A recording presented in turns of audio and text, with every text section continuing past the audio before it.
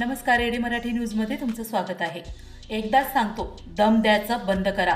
Pen drive तुमच्याकडे असणारे video बाहेर काढा आणि लोकांसमोर येऊ द्या। आजी माजी अधिकाऱ्यांसह राजकारणी सुद्धा आणि हनी ट्रॅपमध्ये अडकल्याची दबक्या आवाजात चर्चा आहे। विधानसभा अधिवेशनामध्ये ही हनी ट्रॅपवरून बरीच चर्चा झाली, मात्र सरकारकडून दावा सातत्याने फेटाळण्यात येत आहे।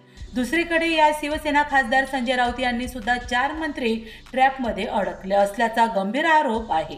या सर्व पार्श्वभूमी हनी ट्रॅपचा मुद्दा महाराष्ट्रामध्ये चांगला चर्चेत आला आहे।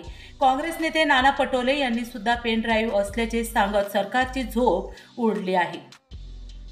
आता या सर्व पार्श्वभूमी उपमुख्यमंत्री अजित पवार यांनी जाहीर आव्हान दिलं आहे, पेन ड्राईव्ह असेल तर ते बाहेर काढा। एकदाच सांगतो, दम द्यायचं बंद करा। तुमच्याकडे व्हिडिओ असेल पेन ड्राईव्ह असेल तर बाहेर काढा आणि ते लोकांसमोर येऊ द्या, अशा शब्दात त्यांनी विरोधकांना आव्हान दिले। गेल्या काही दिवसांपासून महाराष्ट्रामध्ये हनी ट्रॅपचा मुद्दा चांगलाच तापला आहे। या प्रकरणाची मूळ नाशिकपासून मुंबईपर्यंत असल्याचे बोलले जात आहे। दुसरीकडे भाजप नेता प्रफुल्ल लोढाला मुंबईमध्ये अटक करण्यात आली आहे। त्यांच्या विरोधात हनी ट्रॅप आणि अंतर्गत गुन्हे दाखल करण्याचे फाईल सुद्धा समोर आल्या आहेत।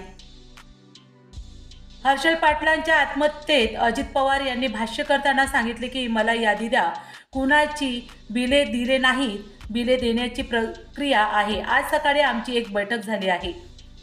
एका बैठकीमध्ये कत्रांटी मला सांगत होता, तरी पण एखाद्याच्या व्यक्तीचा जीव घेणं, त्यामुळे सगळ्यांच्या प्रकरणाची चौकशी होईल। पुन्हा भेटूया। जय हिंद, जय महाराष्ट्र।